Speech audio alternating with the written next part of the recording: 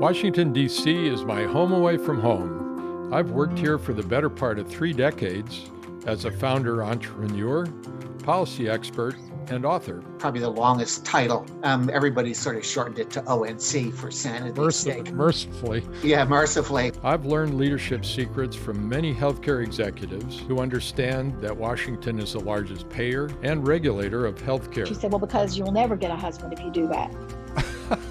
I began interviewing healthcare leaders many years ago because what better way to learn how they think, why they make it to the top, and how they remained there. Think about what was your most challenging engagement. Healthcare has been the most difficult problem. Let me just say. We'll talk about that later.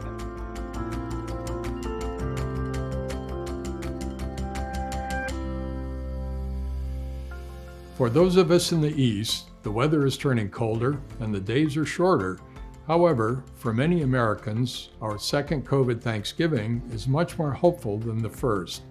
This year, we have effective vaccines with their boosters, a promising pill, and more treatment options for those with COVID.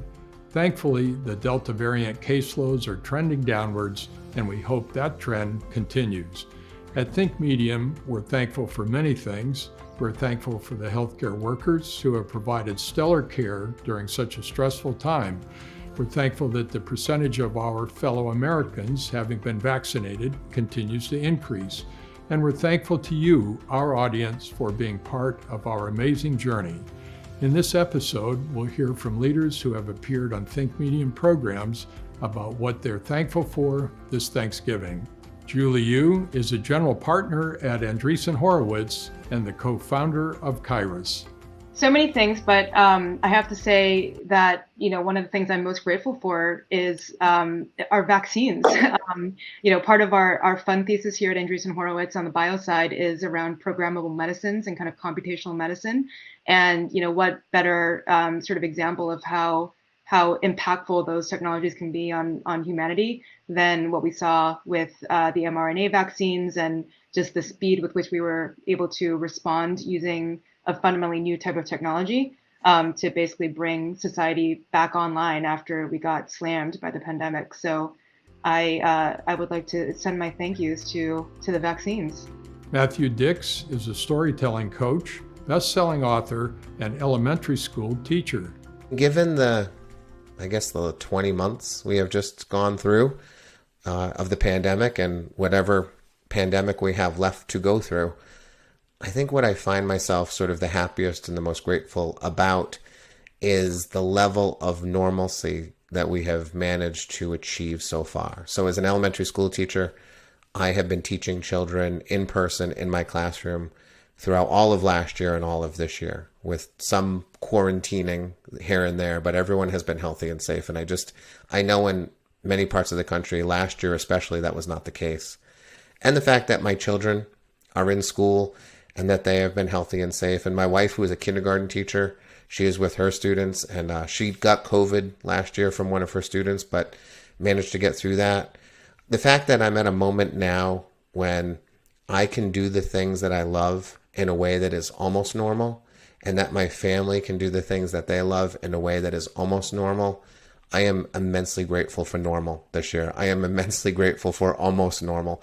Anything that we can get back to in some semblance of what we used to have, I am enormously grateful for that. And I'm hoping that as we move forward, step by step, we will get closer and closer to what we used to have and be back in that wonderful place that I think we didn't recognize was as wonderful, and now we know.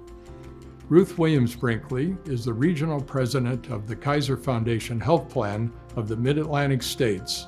This Thanksgiving, I am thankful for so much. First of all, I just want to say that I'm very thankful for my family. I have moved 9 times in my career, and my family has been with me through each and every move. Maybe not loving each and every move, but they've been through it with me. Through those moves, I have just developed many friendships around the country and with people that I stay in touch with all over. And so I'm thankful for my friends, the friends I've developed and the friends that I still have to develop. So those are things that give me thanks. Getting back to my family, I have three grandchildren and then these two little granddaughters. These two little granddaughters are in my life every day, and they boss me around, and they do what most grandchildren do. They know they have their grandparents wrapped around their fingers.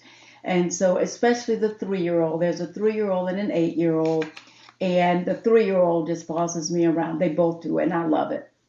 So I am thankful for them especially. And, with my friends and my family, they know me well. They know that I'm a hard worker. They know that they sometimes have to tell me to slow down and to take it easy a little bit. So really, I'm thankful for them and all that they do to keep me going every single day, my friends and my family. I am thankful for my health. I have good health. I'm very blessed with good health, and so I'm really thankful for that. The next area I want to express thanks for are care providers, frontline staff, and physicians. I'd like to share that those are people that get my thanks and my gratitude because they're the ones who've kept working to keep us safe, to keep us healthy, to treat those who were ill either from COVID or from just regular illnesses that we encounter every day. Our team came together and really showed up in a spectacular way. So I am both thankful to them and I have a heart filled with gratitude for all that they do every day. And then I want to express thanks for scientists, for science, research, and technology. Science is probably not an area that most people would think about and say they're grateful for. However, it is something that this year that I think that we must particularly be thankful for. The scientists who have worked tirelessly to develop vaccines to help us get the pandemic under control. They have helped us to change the means of transmission of the virus. And they have worked and they have worked and they have worked.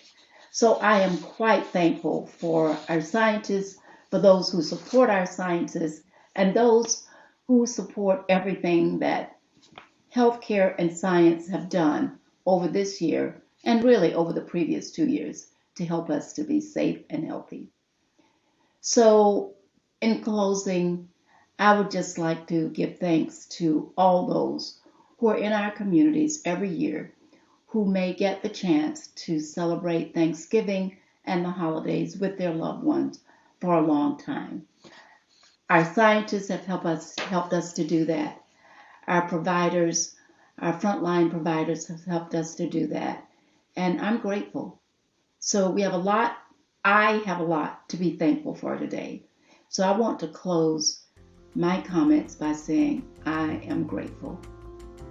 Lieutenant General Scott Dingell is the Surgeon General of the United States Army, as well as the Commanding General for the Army Medical Command. I'm first and foremost thankful for the gift of life at this time, at this day, and in this age.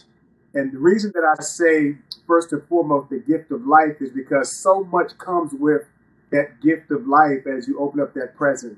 And so I'm thankful for the gift that allows me to live today, a healthy, spiritually, physically, emotionally, mentally state of being in today's time.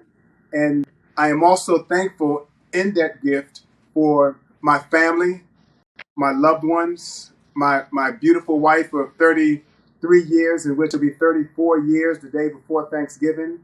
I'm also thankful for my family, that also comes with the gift of life at this time. My children, my 4 children.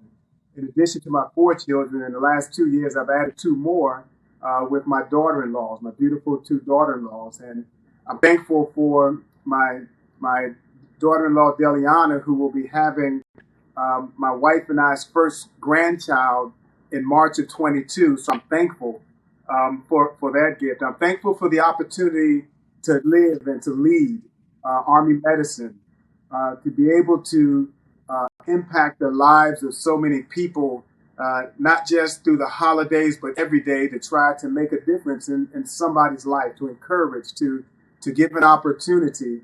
And I'm able to do that because I've been blessed with the opportunity to be the Surgeon General, the Commanding General of MedCom. I'm thankful for the many opportunities that I've been blessed with to not only lead, but to also transform and bring change, and to inspire and to put in positions the next generation of leaders that come up behind me. I'm thankful for the opportunity to mentor the soldiers, the civilians, even the airmen and the Marines and contractors who I'm able to come into contact with. Being able to encourage, because I know that life is not a crystal stair, that sometimes it got tacks and splinters and carpet bare, as Langston Hughes said. But the opportunity to encourage folks to keep going through the holidays. And even though that I'm thankful for this holiday, to come up on Thanksgiving and the holiday season, it's also a time where many people are depressed. And so I'm thankful for the opportunity to encourage those who are depressed, who are struggling with depression and the loss of loved ones. The opportunity for us, for me, for you, to bring a word of encouragement and to keep them in our prayers to get through this holiday season. But I'm tremendously blessed, and I look forward to this Thanksgiving and every Thanksgiving, the opportunity to just live life and the blessings and the flowers that come with it.